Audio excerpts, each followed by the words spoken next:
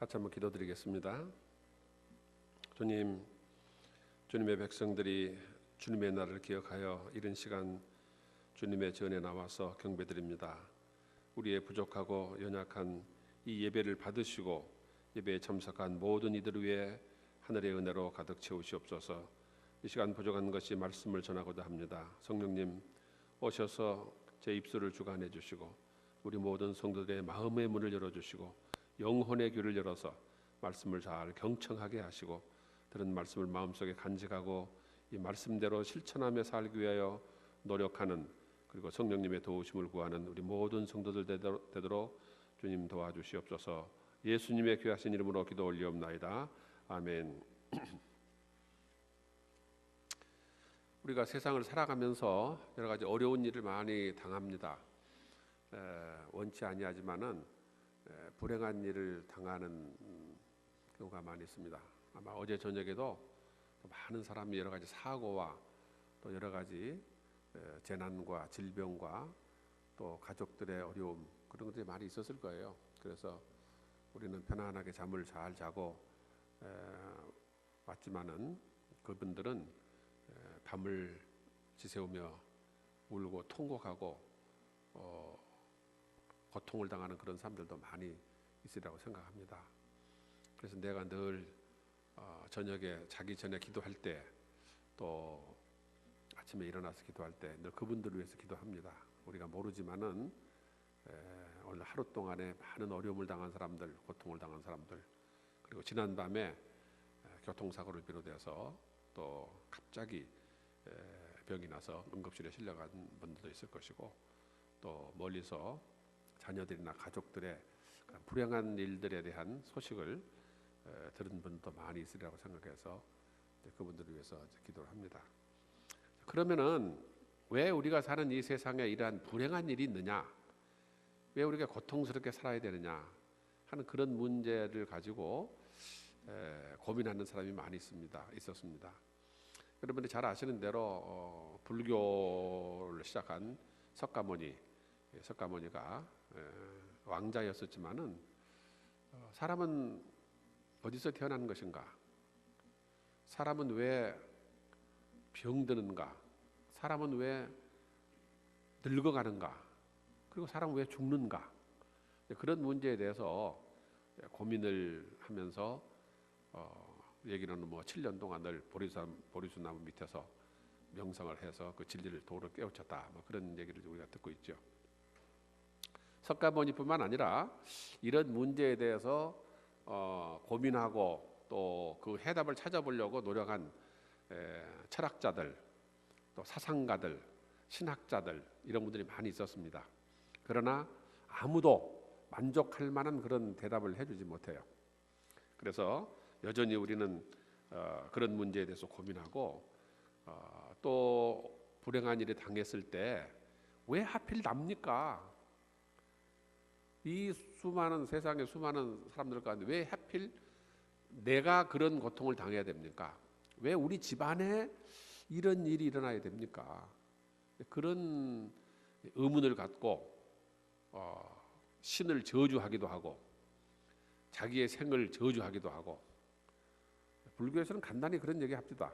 불교에서 뭐라고 하냐면은 전생에 죄가 많아서 그런다 그래요. 전생에 죄가 많아서. 우리가 옛날에서 흔히 듣는 얘기 있죠. 전생에 내가 무슨 죄가 많아서 저런 영감탱이 만나가지고 이 고생을 하는 거. 전생에 내가 무슨 죄가 많아서 저런 아들을 두고 내가 맨날 경찰서에 불려다녀야 되고 교도소에 아들 면회를 하러 다녀야 되는가. 그것이 이제 전생의 죄 때문에 그런 것이다, 이렇게 해석을 합니다. 그러니까 불교 사람들은 불교 신자들은 조금 위로가 될 것 같아요. 내가 전생에 죄를 많이 지어서 그런 거 어떻게. 팔자가 그런데 사주팔자가. 근데 우리가 성경에 보니까요, 그런 것 같지가 않아요. 하나님께서 에덴 동산을 천지를 창조하시고 에덴 동산에 아담과 하와를 살게 하셨습니다. 행복한 삶이죠. 아무 어려움이 없고 또 필요한 것이 없는 정말 낙원의 삶을 살았습니다. 그러나 그들이 결국 하나님의 명령을 어겼죠. 선악과를 따먹음으로 해서 하나님의 명령을 어겨서 하나님으로부터 저주를 받습니다. 심판을 받습니다. 아담에게는 이런 말씀하셨습니다. 땅은 너로 말미암아 저주를 받고 너는 내 평생에 수고하여야 그 소산을 먹으리라. 땅이 내게 가시덤불과 은건기를 낼 것이라. 내가 흙으로 돌아갈 때까지 얼굴에 땀을 흘려야 먹을 것을 얻으리니 내가 그것에서 취함을 입었습니다. 너는 흙이니 흙으로 돌아갈 것이니라. 그러니까 남자는 평생 일을 해야 된다는 거예요. 힘들게 일을 해서 가족을 먹여 살려야 되는 그런 책임이 있다는 겁니다. 그래서 남자는 일을 해야 됩니다. 일하지 아니하는 남자는 문제가 있는 것이죠. 저희 집사람이요, 늘 저한테 그런 얘기했습니다. 남자는 아침에 집을 나가야 된다. 집에 있는 남자는 병들어 있거나 병이 들어서 누워 있거나 아니면은 일거리가 없어서 직장이 없어서 실업자가 됐거나 그거예요. 근데 사실 속내는 뭐냐면 그래서 저보고 방학 때도 저는 이제 교수 생활을 이제 금년까지 32년째 하고 있는데 저는 꼭 방학 때도 집을 나가야 됩니다. 우리 집사람이 나가라 그러니까. 그래서 이제 방학 때도 가서 그 대신 제가 일을 많이 했어요.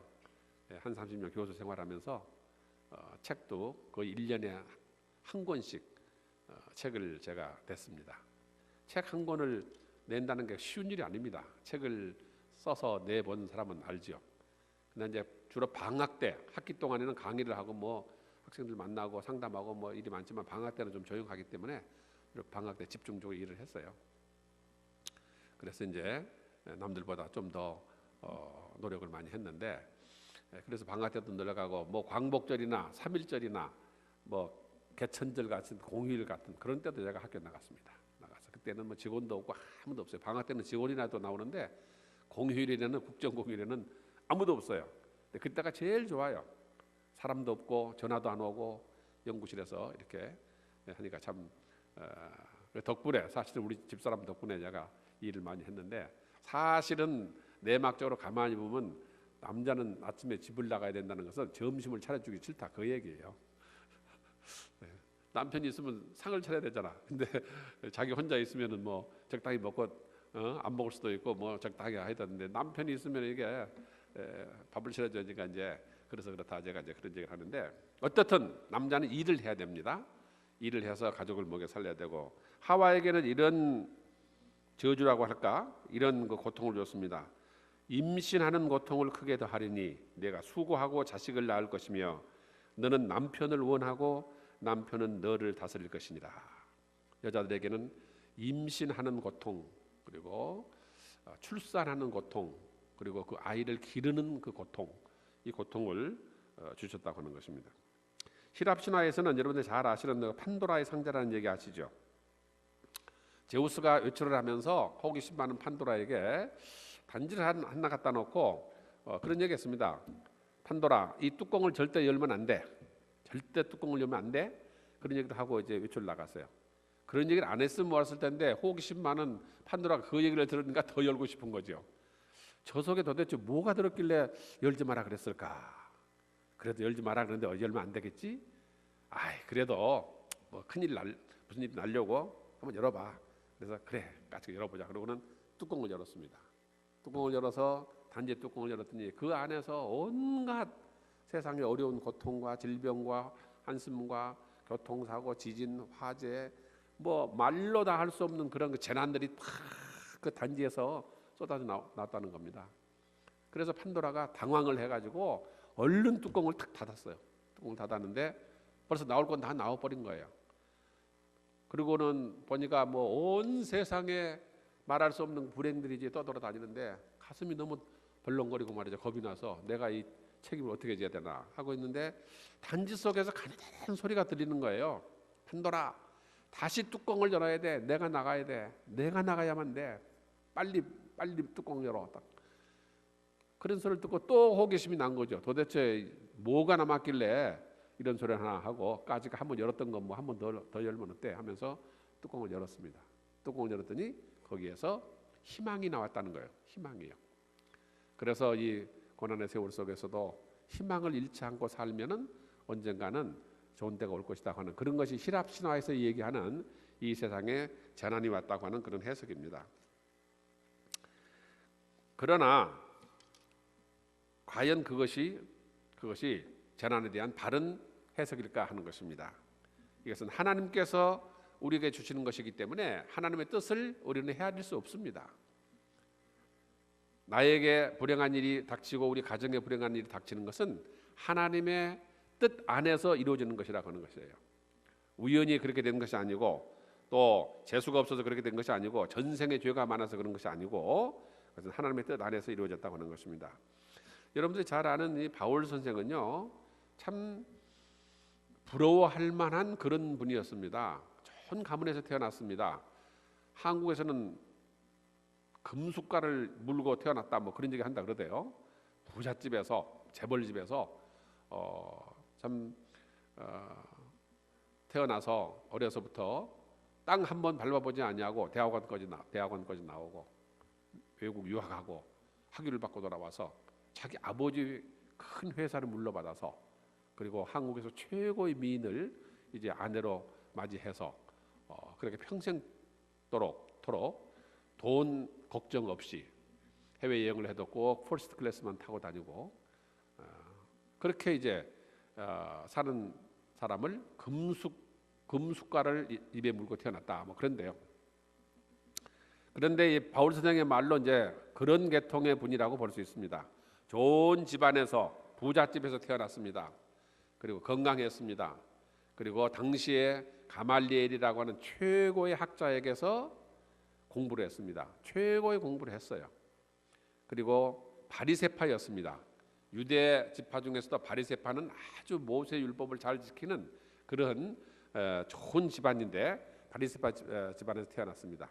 게다가 보통 유대 사람들이 갖지 않은 로마의 시민권을 가지고 있었습니다. 당시 로마 제국 시대에 로마 시민권을 가지고 있다고 하는 것은 우리가 미국에 살면서 미국 시민권을 가지고 있는 것하고는 뭐 상대가 안 되죠. 뭐 영주권도 시민권도 없고 영주권도 없는 사람들은 미국 시민권 있는 한국 사람들이 굉장히 부러울지 모르지만은 그러나 뭐 미국 시민권 그거 별거 있습니까? 뭐 저는 시민권 받았습니다만은 우리 집 사람은 시민권 필요 없다는 거예요. 그거 뭐 받았어 뭐해 가지고 영주권 가지고 있으면 되지. 그러면서 지금도 시민권이 없어요. 우리 집 사람. 그러니까 우리 집 사람은 미국 시민권을 우습게 생각하는 거예요. 그거 필요 없다는 거예요. 과거에 미국 시민권을 받은 적이 있었습니다. 옛날에 제가 74년에 미국 유학 가서 여기서 공부하고 목회 좀 하다가 한국에 교수로 나갔거든요. 교수로 그때는 이제 우리 집 사람이 다 미국 시민권자였어요. 그런데 한국에 나갔더니 우리 교단에서 장로교 통합 측에서 법을 하나 만들었어요. 우리 통합 측에 소속한 모든 목사 장로들은 시민권이나 영주권을 포기해야 된다. 포기하지 않으려면은 다 현직에서 물러가라. 그렇게 총회에서 법을 결정했어요. 그러니까 뭐 이제 제가 그때 교수를 하고 있었을 텐데 교수직을 버리고 미국에 와서 목회를 하든지 아니면 교수직을 계속 하려면은 시민권을 포기하든지 둘 가운데 하나를 선택해야만 됐습니다. 그래서 제가 교수를 하는 게 좋겠다. 목회를 하는 것보다도 바르게 목사들을 길러내는 것이 더 큰 하나님께서 나에게 주신 소명이다 생각해서 집사람과 같이 시민권을 포기를 했습니다. 포기하고 한국 시민으로 돌아가서 살다가 8년 전에 미국에 다시 이제 미주 장실에 오면서 와서 다시 영주권부터 시작해서 이제 다시 저는 이제 시민권을 받았고 집사람 아직도 영주권을 그대로 가지고 있는데 시민권을 가지고 있으나 가지고 있지 않나 아무 차이가 없어요.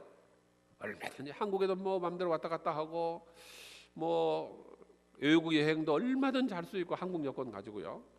오히려 한국 여권이 좋을 때가 있습니다. 미국 여권에 대해서는 돈을 엄청나게 비자 받을 때 돈을 받으면서도 한국 사람들은 돈을 안 받는 그런 경우도 있었어요.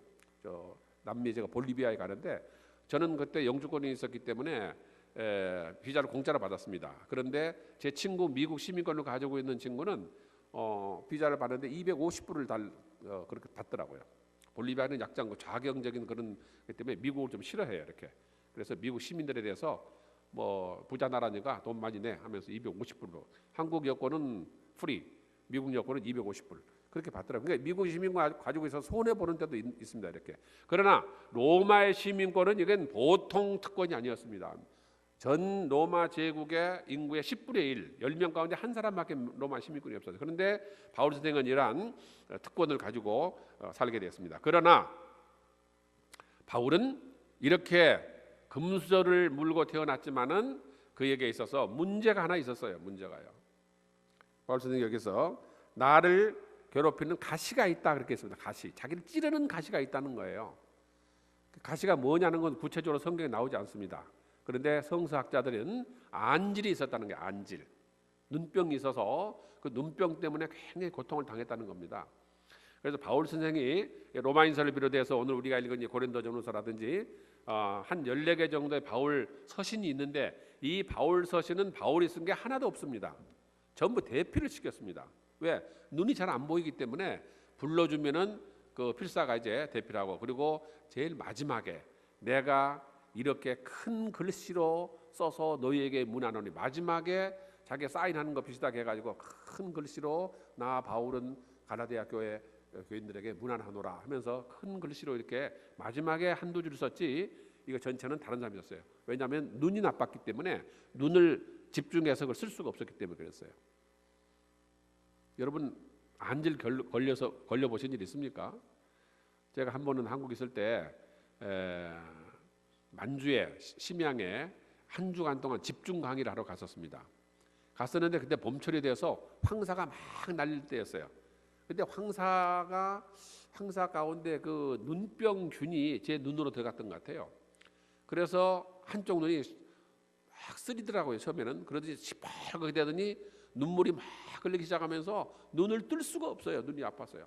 그래서 이제 그 병원에 갔습니다. 병원에 갔더니 뭐 약도 발라주고 그다음에 마이싱도 주고, 그래서 이제 약도 먹고 물도 씻어내고 뭐 눈 넣으라 그래서 안 돼요. 듣지가 않아요.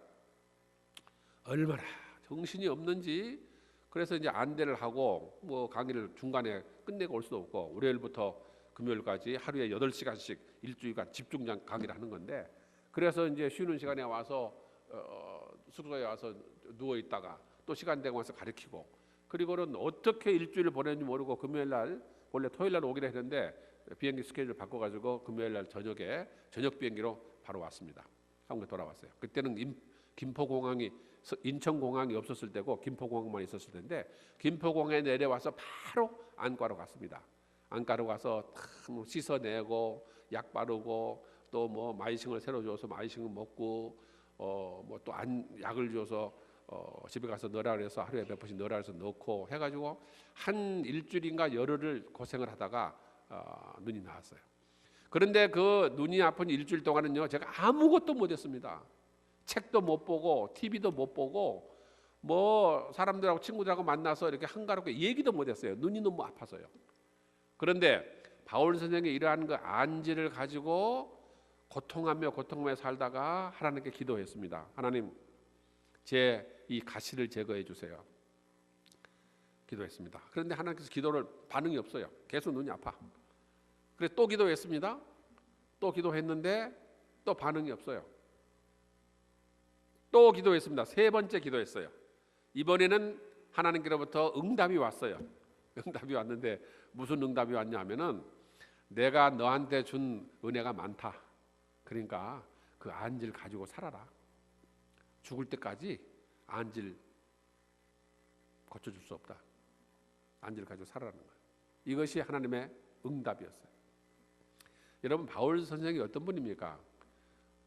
사도행전이나 기타 바울 서신을 쭉 읽어보면요, 그분이 병자를 고치는 건 뭐 말할 것도 없고요, 죽은 사람도, 죽은 유두고도 기도해서 살려냈습니다. 그만큼 능력이 있었던 사람이에요, 바울 선생은요. 그런데 자기의 이 눈병 하나를 고치지 못한 겁니다. 자기 힘으로. 그래서 하나님께 고쳐달라고 했는데 하나님도 안 고쳐주시는 거예요. 그거 가지고 살아라는 거예요. 왜 그랬을까? 왜 하나님은 그렇게 됐을까? 그래서 제가 이제 몇 가지를 생각해 봤습니다. 첫째는 예수를 믿고 기도를 해도 해결이 안 되는 문제가 있다는 겁니다. 여러분, 예수 믿으면은 다 해결됩니까? 기도만 하면 다 해결된다. 이건 거짓말입니다. 목사들이 거짓말하는 거예요. 속지 마세요. 하나님께서 허락하시는 것만 이루어지지 모든 게 해결되는 게 아니라 그 말이에요. 그러면 예수 믿는 사람 세상에서 불행한 사람 한 사람도 없어야 될 거 아닙니까? 가난한 사람 한 사람도 없어야 되고 병 걸리는 사람 한 사람도 없어야 되고 자녀들 문제 있는 사람 한 사람도 없어야 되고 이혼하는 사람 한 사람도 없어야 되고 그렇잖아요. 기도만 하면 다 해결되니까. 옛날에 도깨비 방망이라는 게 있었죠. 돈 나오라 뚝딱 하면 돈 나오고 쌀 나오라 뚝딱 하면 쌀 나오고 금 나오라 뚝딱 하면 금 나오고. 기도는 요술 방망이가 아니에요. 기도가 다 해결해 주는 것이 아닙니다. 어떤 예수 안 믿는 대령이 있었는데 이웃집에 권사님 한 분이 그랬어요. 대령님 별 달고 싶으죠? 별 달고 싶죠. 그러면 길이 있습니다. 그래요? 무슨 길인데요? 예수 믿으세요. 예수 믿고 하나님 앞에 열심히 기도하면 별 답니다. 그래요? 그럼 예수 믿어야죠. 내가 별만 단다면 내가 무슨 짓을 못 하겠습니까? 어떻게 하면 됩니까? 나하고 다음 주부터 교회 갑시다. 알겠습니다. 그리고 거기 갔어요. 그리고는 하나님 앞에 열심히 기도하세요. 별 달게 해주세요. 별 달게 해서 기도하세요. 그리고 하나님께서 새벽 기도에 기도하는 거 잘 들어주십니다. 그러니까 하루도 빠지지 말고 새벽 기도에 와서 기도하세요. 그래요? 해야죠. 그리고는 이제 그 권사님하고 같이 열심히 기도했습니다. 새벽에 나와서 하나님 별만 달게 해주시옵소서. 그럼 내가 평생을 주님을 위해서 교회를 위해서 내가 열심히 살겠습니다. 기도를 하고 이제 연말에 진급 심사를 해서 발표를 했는데 안 된 거예요. 그러니까 이 대령이 권사한테 할머니 나한테 거짓말 하셨네요. 기도하면 별 단다더니 나 별 떨어졌어요. 나 이제 제대해야 됩니다. 그런 엉터리 수작이 어디가 있습니까? 왜 나 그동안에 고생하게 만들었어요? 새벽잠도 못 자고 맨날 새벽에 나와서 기도하고 교회 가서 맨날 헌금을 하니까 안 할 수도 없고 해서 돈 내고 이게 뭡니까? 여러분 이 대령이 예수 믿는 목적이 뭐예요? 별 달기 위한 거 아닙니까? 기독교는 그런 종교가 아니에요. 기독교는 자기의 목적을 이루기 위해서 믿는 종교가 아니라고 하는 것이에요. 기독교는 이 대령이 진정한 기독교 신앙을 가졌더라면 진급심사에 안 됐을 때 이렇게 생각할 거예요. 내가 별을 달지 못하는 것도 하나님의 뜻이다. 내가 대령까지 30년 동안을 군대에서 생활한 것이 얼마나 놀라운 하나님의 은혜인가. 중령으로 제대하는 사람이 얼마나 많은데 그래서 나는 대령이 됐잖아. 우리 자손들이 다 우리 아빠가 대령 제대하신 분이라고 얘기하고 나는 또 대령을 제대함으로 해서 30년 동안 국가에 봉사했기 때문에 매달 군인연금이 나와서 죽는 날까지 내가 아무 걱정 근심 없이 먹고 살 수 있니 얼마나 큰 하나님의 은혜인가. 나보다 더 훌륭한 사람들이 별을 달아야지. 나보다 더 능력 있는 사람들이 별을 달고 우리 국가와 민족을 위해서 일을 해야지라고 생각하는 것이 이것이 기독교 신앙인 것이거든요. 그렇기 때문에 바울 선생은 기도를 3번이나 했지만은 기도가 이루어지지 않았지만은 그러나 바울 선생은 거기에서 원망하지 않았습니다. 하나님을 원망하지 않았어요. 이것이 내가 지고 가야 될 십자가라면 제가 지고 가겠습니다. 이것이 하나님의 뜻이라면 제가 지고 가겠습니다. 이것이 바른 신앙을 가진 사람들의 태도라고 하는 것입니다. 서울대학 병원장을 지내신 분이 그렇게 얘기했습니다. 암 환자들이 암을 고치려고 굉장히 노력을 많이 하지 않습니까? 뭐 항암 치료도 하고 뭐 방사선 치료도 하고 뭐 좋다고 하면 뭘 먹고 뭐 어쩌고 저쩌고 많이 하는데 많이 죽지요. 암에 걸려서. 그러니까 이 서울대학 병원장이 그렇게 했습니다. 암과 싸우지 말고 암과 더불어 살아라. 더불어 살라는 거예요. 암과 자꾸 대화를 하라는 거예요. 아프면은 내가 너무 아픈데 조금 안 아프게 해줄 수 없을까? 정말 아프다. 그렇게 이제 이렇게 하고 네가 나를 이렇게 괴롭게 하면은 내가 너무 힘들잖아. 나 좀 봐줘. 조금 덜 아프게 해줘. 하면서 암과 이렇게 같이 살아가는 그런 생각을 하라는 겁니다. 항암 치료하고 뭐 수술하고 해서 그 다 해결되는 게 아니거든요. 그거 해도 죽는 사람들이 많이 있습니다. 또 암 3기라고 병원에서 사망 선고를 한 사람들 가운데서 3개월밖에 살지 못한다는 사람들이 10년, 20년 사는 사람들도 있습니다. 근데 암은 다 죽는 것이 아니에요. 수술한다고 다 낫는 것이 아니에요. 그 마음가짐, 암 걸린 사람의 그 마음가짐이 어떠냐에 따라서 큰 차이가 있다고 하는 것을 알 수 있습니다. 두 번째로는 가시를 가진 사람은 성경에 보니까 나로 하여금 자고하지 않게 하기 위하여, 그런 말씀이시다. 자고라는 말은 자만이라는 말이에요. 자만하지 않기 위해서, 교만하지 않게 하기 위해서 나에게 가시를 주셨다. 가시를 가지고 있는 사람들은 교만하지 않습니다. 왜냐하면 그 가시가 약점이거든요. 약점이기 때문에. 그래서 아무리 모든 것을 갖추고 있는 사람이라 할지라도 가시가 있는 사람은 겸손해질 수 있다고 하는 것입니다. 어거스틴이라고 하는 유명한 신학자가 기독교의 제1덕목은 겸손이다. 기독교의 제2덕목은 겸손이다. 기독교의 제3덕목은 겸손이다. 그렇게 했습니다. 첫째도 겸손, 둘째도 겸손, 셋째도 겸손이라는 겁니다. 겸손한 것이 기독교인의 모습이라는 거예요. 교만한 사람은 아무리 예수를 잘 믿는다고 할지라도, 아무리 열심으로 신앙생활을 한다고 할지라도 그 사람은 진정한 그리스도인이라고 볼 수 없다고 하는 것입니다. 나는 부족한 사람이다. 돈이 많아도, 돈이 많으면 얼마나 많습니까? 한국에서는 이건희 씨가 제일 돈이 많죠. 이건희 씨보다 돈 많습니까? 돈이 많아도. 또 무슨 뭐 집안이 좋아도, 집안이 좋으면 뭐 얼마나 좋아요. 그렇잖아요. 2차 대전을 일으킨 도조라고 하는 일본 수상이 독일과 동맹을 맺기 위해서 독일에 갔습니다. 히틀러가 독일 병정들의 그 늠름한 모습, 그저께 노동당 창건 70주년 김정은이가 무슨 퍼레이드를 하고, 이제 또 중국에서도 무슨 항일 승리 70주년 퍼레이드를 하는데 보니까 굉장합니다. 근데 독일에서도 말이죠. 그 독일 병정이라고 하면 세계 제일 가는 병정들 아닙니까? 얼마나 규율이 엄격하고 훈련이 잘 되는지. 그래서 히틀러하고 동조가 딱 서가지고 그 독일 군인들이 그 열병식을 한 거 딱 봤습니다. 얼마나 히틀러가 부도단지. 그런 얘기했어요. 독일 군인은 전 세계의 어떠한 군인도 다 무찌를 수 있는 천하의 무적이다. 우리가 두려워하는 것은 아무것도 없다. 단 한 가지, 우리가 두려워하는 것은 하나님뿐이다. 그렇게 얘기했어요. 히틀러가 그렇게 했어요. 그랬더니 동조가 뭐라고 했냐면은, 우리 일본 군인은 하나님도 두려워하지 않습니다. 교만하기 짝이 없죠. 어떻게 됐습니까? 2차 대전 때 인류 역사의 최초의 그리고 마지막 원자탄 세례를 받고 도선 바짝 무조건 항복하지 않았습니까?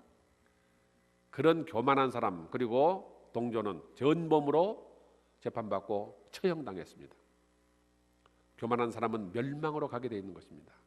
겸손한 사람만이 영광의 길로 갈 수 있는 것이죠. 제가 시카고 쪽에서 목회를 좀 했는데요.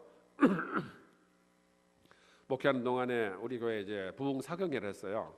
그래서 뉴욕에서 목회하고 있는 우리 신학교 동기 동창 목사를 초청해다가 이제 사경회를 했는데, 이 친구가 설교를 하다가 그런 얘기를 하더라고요. 한 번은 방학 때, 휴가 때 동부로 여행을 했는데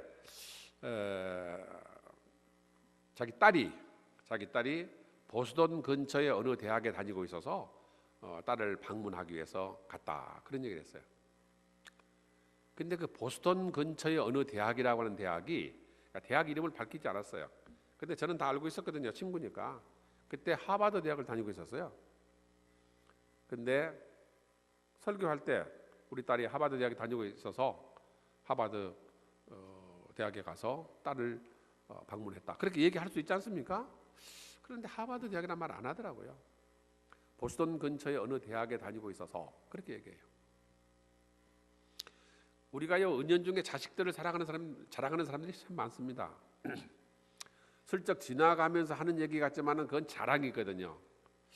우리 아들이 서울법대 졸업하고 변호사로 일하고 있는데 이번에 미국에 와서 미국 변호사 자격을 얻어서 국제 변호사가 됐다고 그렇게 이제 얘기하는 사람들이 있죠.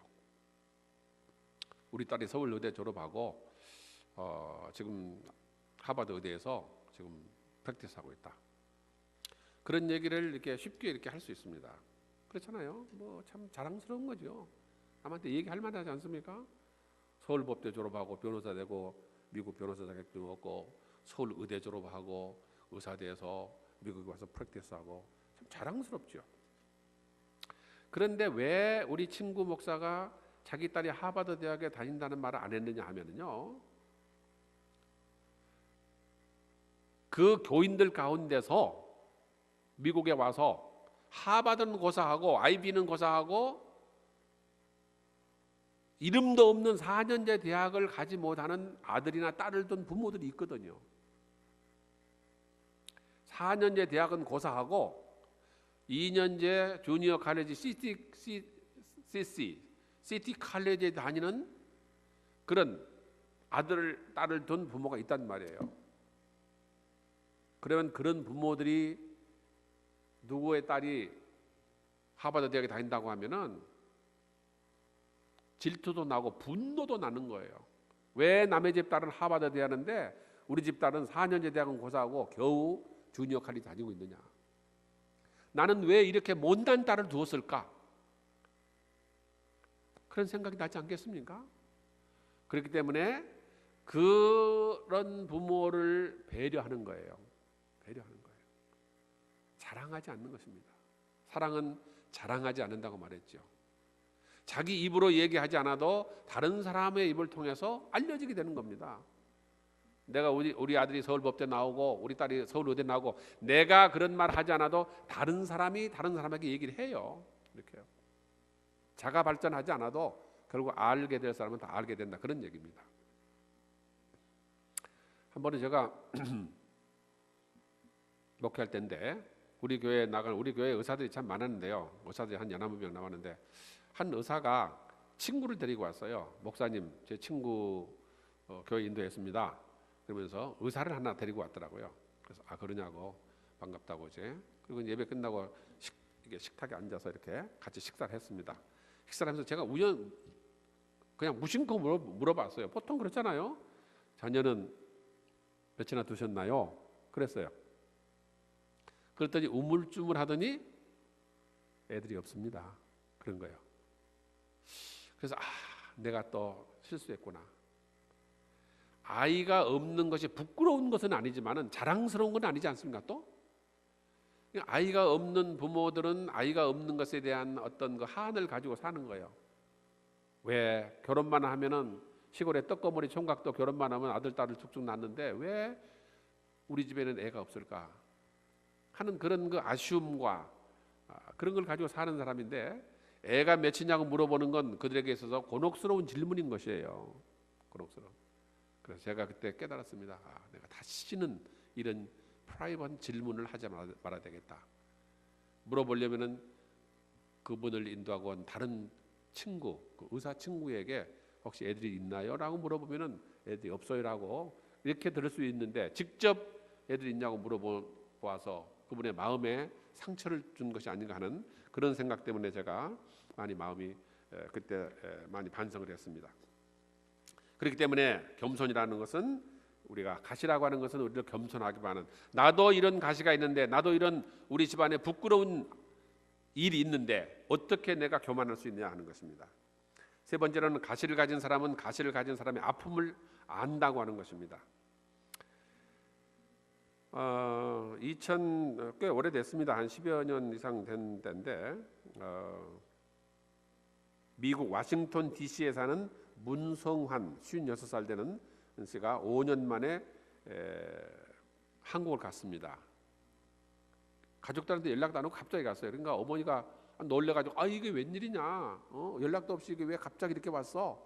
그랬더니 어머니 제가 이렇게 갑자기 오게 된 이유는 제가 제 신장을 기증하기로 했는데 내 신장하고 맞는 사람이 나타나서 오라 그래서 제가 왔습니다. 그러니까 어머니가 깜짝 놀라서 뭐? 신장을 준다고? 아니 네 신장을 배를 가르고 신장을 떼준단 말이냐? 네. 누구한테 주는데? 전 잘 모르는 사람이에요. 생면부지의 사람에게 자기 신장을 떼준다 하니까 어머니가 펄펄 뛰는 거예요. 야, 내 눈에 흙이 들어가기는 그 못한다. 너 신장 하나 떼어줬다가 하나밖에 안 남는데 하나 남은 신장 문제 생기면 어떡할 거야 그때 가서. 안 돼. 나는 허락 못 한다. 하면서 어머니가 적극 극력 반대를 하는 거예요. 그러니까 어머니가 그렇게 반대하는데 강압도 할 수 없고 그래서 어머니를 설득하고 어머니 내가 만약에 신장이 두 개 다 망가져서 하루에 6시간씩 투석을 한다고 하는데 어떤 사람이 나에게 신장을 준다면 내가 얼마나 내가 기쁘겠습니까? 내가 새 삶을 사는 거 아니겠어요?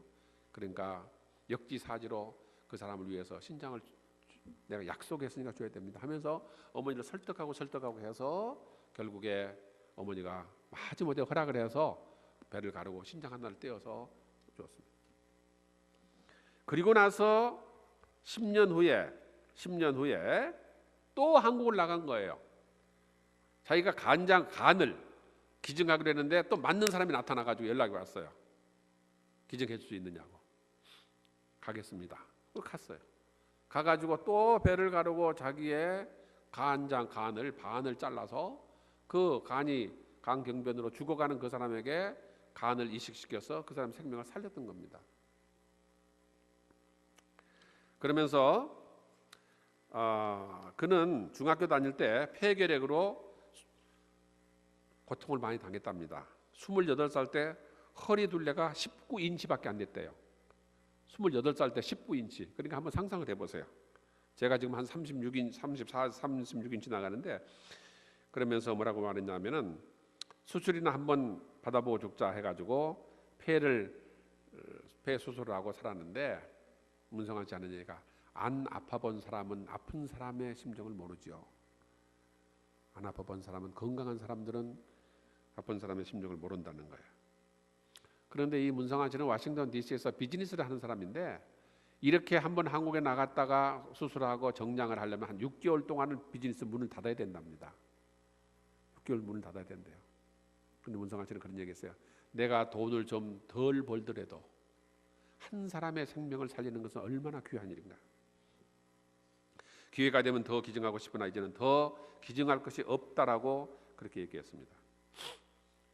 나는요 이분이 크리스찬인지 아닌지 신문에는 그게 안 났더라고요. 그래서 내 속으로 크리스찬이겠지, 예수를 믿으니까 이런 결단을 했겠지 하는 그런 생각을 해보면서도 만약 이 사람이 불교 신자라면 어떻게 할 것인가. 불교 신자는 6개월 비즈니스의 문을 닫고 신장을 내주고 간장을 내주는데 정말 우리 그리스도인들은 고통을 당하는 사람을 위해서 무엇을 줄 수 있는가? 우리가 무엇을 줄 수 있는가? 피 한 봉지 헌혈하는 것조차도 우리는 주저하고 있는 것이 아닌가 하는 그런 생각을 해보는 것입니다. 아파본 사람만이 그 아픔을 아는 거예요. 내가 안질에 걸려봤기 때문에, 안질에 걸려서 고통을 당해봤기 때문에 바울 선생의 그 고통을 어느 정도 짐작을 합니다. 저는 일주일 열을 치료하고 나았어요. 그러나 바울 선생은 일생 동안을 죽는 날까지 그 안질 때문에 고통을 당했다고 하는 것이죠. 그래서 그 안질을 통해서 더 겸손해질 수 있었고, 그리고 그 안질을 통해서 아픈 사람의 심정을 알면서 그렇게 살아갈 수 있었다고 하는 것입니다. 여러분들이 잘 아시는 탤런트 김혜자 씨가 꽃으로도 때리지 말라고 하는 그런 책을 썼는데 거기 이렇게 썼더라고요. 우리는 어느 순간 자신도 모르는 사이에 스스로의 처지를 불행하다고 생각하는 경향이 있다. 저는 그럴 때마다 마음의 눈과 귀를 크게 열라고 말해주고 싶다. 지금의 나보다 더 불행한 사람들의 고통을 볼 줄 아는 눈, 나보다 더 고통에 처한 사람들의 외침을 듣고자 하는 귀가 있다면 여러분들의 삶, 불행이란 단어를 잊어버리게 될 것이다. 십자가를 지고 골고다에 올라가신 주님께서 우리에게 말씀하십니다. 자기의 십자가를 지고 나를 따르라. 여러분들에게 주어진 십자가, 여러분들 개인에게 있는 십자가, 여러분들 자녀들에게 있는 십자가, 혹여나 남편이나 아내나 가족들에게 있는 그 십자가, 우리에게 주어진 십자가를 지고 나를 따르라고 말씀하십니다. 주님께서는 여러분들에게 그 십자가를 제거해 주시는 것이 아니라 십자가를 지고 갈 수 있는 힘과 능력을 주시고, 그리고 여러분들과 더불어 그 십자가를 같이 지고 가신다는 사실을 마음속에 간직하시면서 어렵고 힘든 이민 생활 속에서 늘 위로를 받으시고 주님과 더불어 살아가시는 여러분들의 생활이 되시기를 간절히 부탁드립니다. 기도하겠습니다. 주님 감사합니다. 부족한 저희들 하나님의 자녀로 세워주시고, 오늘 말씀을 통하여 바울 선생의 고백을 통하여 우리가 위로를 받으며 어려움과 고난 속에서도 희망을 가지고 주님을 바라보고 살아갈 수 있는 은총을 주시니 감사합니다. 주여, 우리의 힘으로 이 십자가를 감당하지 못할 때 주님께서 오셔서 이 십자가 대신 져 주시고 우리와 더불어 이 십자가를 지고 갈 수 있는 용기와 믿음을 우리에게 더하여 주시옵소서. 모든 것을 감사하며 존귀하신 예수님의 이름으로 기도 올리옵나이다. 아멘.